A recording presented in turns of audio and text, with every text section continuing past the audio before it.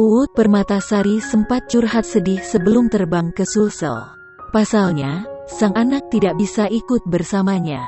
Diketahui, suami pedangdut Uut Permatasari, AKBP Tri Gofarudin Pulungan baru saja naik pangkat menjadi Kapolres Goa. Menurut penuturan di Instastory, Uut Permatasari mendampingi suami untuk pergi ke Makassar. Namun anak lelaki satu-satunya, Rafif Atalah, tidak ikut, untuk sementara dititipkan ke ibunya. Menurut Uut Permatasari, dirinya sedih harus meninggalkan anaknya meski hanya sementara.